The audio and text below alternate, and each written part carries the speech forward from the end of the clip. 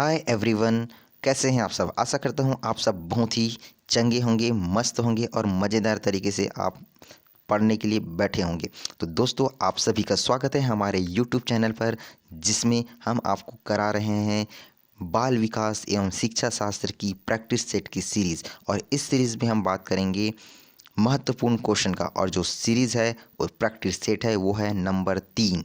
तो इसमें हम देखते हैं क्वेश्चन 21 से लेके 30 तक का। तो चलिए चलते हैं क्वेश्चन नंबर 21 की ओर। तो क्वेश्चन नंबर 21 पूछता है, निम्नलिखित में से कौन सा कौशल भावात्मक बुद्धि से संबंध नहीं होता। भावात्मक बुद्धि से संबंध नहीं होता। तो ऑप्शन दिया है भावनाओं के प्रति जागरूकता, भावनाओं की आलोचना, भावनाओं का प्रबंधन, कक्षा सहपाठियों के साथ मैत्रीपूर्ण व्यवहार।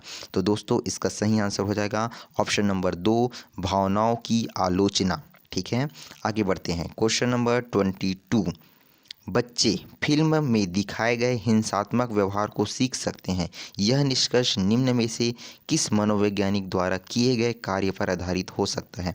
जो फिल्म दिखाते हैं हिंसात्मक, जैसे कुछ फाइटिंग का सीन होता है, उसको बच्चे सीख जाते हैं। तो ये किस पर आधारित हो सकता है, किस मनोवैज्ञानिक ने इसको बताया है, ये पूछा है। तो ऑप्शन देख लीजिए, जीन पियाजे ऑप्शन नंबर 2 है, एडवर्थ एंड थार्नडाइक ऑप्शन नंबर 3 है, एल्बर्ट बंडूरा और ऑप्शन नंबर 4 है जेबी वाटसन। तो मैं आपको बता देता हूँ, एल्बर्ट बंडूरा ने हिंसात्मक जो फिल्म होते हैं उसमें हिंसात्मक व्यवहार के बारे में बताया था एल्बर्ट बंडूरा ने। ऑप्शन नंबर 3 इसका करेक्ट आंसर है।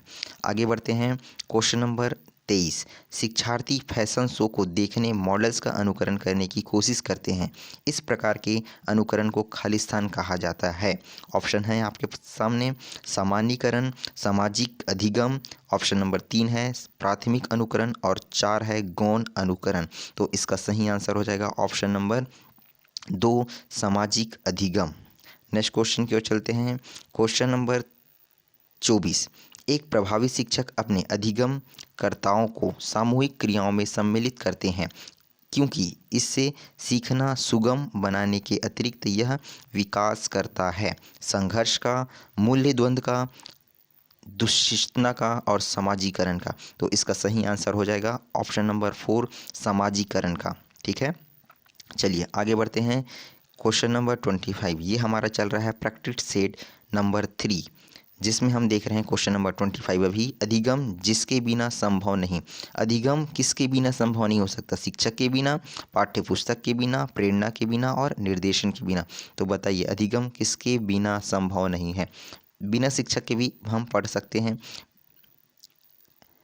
पाठ्य पुस्तक नहीं है तो भी हम सीख सकते हैं कहीं से, निर्देश देने वाला नहीं है तो भी हम सीख सकते हैं। तो इसका सही आंसर हो जाएगा प्रेरणा। जब तक हमें प्रेरणा ना मिले हम सीख नहीं सकते। ठीक है, या कोई भी बच्चा जब से वो खुद से प्रेरित ना हो वो सीख नहीं सकता। आगे क्वेश्चन नंबर 26, कौन सा सिद्धांत अधिगम स्थानांतरण में सहायक नहीं होता? समरूप तत्व, मानसिक अनुशासन, अर्थपूर्ण सामान्यीकरण, तथ्यों की विशुद्धता। तो बताइए इसका सही आंसर क्या होगा। चलिए क्वेश्चन मैं फिर से एक बार रिपीट कर रहा हूँ, कौन सा सिद्धांत अधिगम स्थानांतरण में सहायक नहीं होता? यहाँ पे पूछ रहा है सहायक नहीं होता, तो सहायक क्या नहीं होता? क्वेश्चन नंबर 26 का जो आंसर है वो हो जाएगा तत्वों की विशुद्धता जो है वो सहायक नहीं होता है, याद रखिएगा। आगे बढ़ते हैं। क्वेश्चन नंबर 27, निम्न में से कौन सा उद्देश्य के संज्ञात्मक क्षेत्र का नहीं है? संज्ञात्मक क्षेत्र का नहीं है, बताइए। ऑप्शन दिया है सामान्यीकरण, अनुवाद करना, अनुप्रयोग करना और सचित्र विचरण।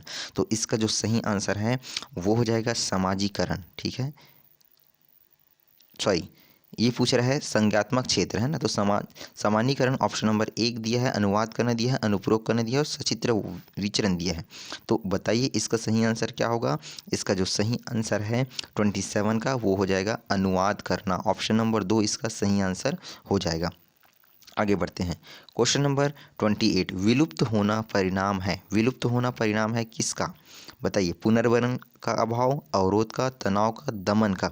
तो दोस्तों इसका जो सही आंसर है वो हो जाएगा ऑप्शन नंबर 1, पुनर्वलन का अभाव। ठीक है, आगे बढ़ते हैं। क्वेश्चन नंबर 29, ये हमारा इस वीडियो का सेकंड लास्ट क्वेश्चन है। रॉबर्ट गेने के अधिगम की कितनी परिस्थितियां बताइए। रॉबर्ट गेने ने अधिगम की, सीखने की कितनी परिस्थितियां बताई है? 5, 7, 8 और 6। तो सही आंसर है इसका ऑप्शन नंबर 3, 8। ठीक है, आगे बढ़ते हैं। लास्ट क्वेश्चन इस प्रैक्टिस सेट का, निम्न में से कौन सा सही नहीं है? सही नहीं है मानसिक आयु, कंकाल आयु, शारीरिक आयु और सामाजिक आयु। तो देखो, मानसिक आयु हमने सुना है, कंकाल आयु सुना है क्या? नहीं सुना है। शारीरिक आयु सुना है? सुना है। सामाजिक आयु भी सुना है। तो इसका जो करेक्ट आंसर है वो हो जाएगा कंकाल आयु, क्योंकि पूछ रहे सही नहीं है, तो कंकाल आयु सही नहीं है। तो ये तो रहा जो हमारा प्रैक्टिस सेट है शिक्षा शास्त्र का तीसरा नंबर का। तो अगले वीडियो में हम बात करेंगे प्रैक्टिस सेट 4, जिसमें हम 31 से लेके 40 तक के क्वेश्चन, उसके बाद ऐसे ही सीरीज़ आगे बढ़ाते जाएंगे। तो आपको ये वीडियो अच्छा लग रहा है तो चैनल को सब्सक्राइब कर लीजिए अगर आपने अभी तक सब्सक्राइब नहीं किया है तो, और एक लाइक तो कर ही दीजिए यार, बहुत मेहनत से हम आपके लिए ये प्रैक्टिस सेट तैयार कर रहे हैं। तो चलिए ठीक है, मिलते हैं अगले वीडियो में, तब तक के लिए गुड बाय।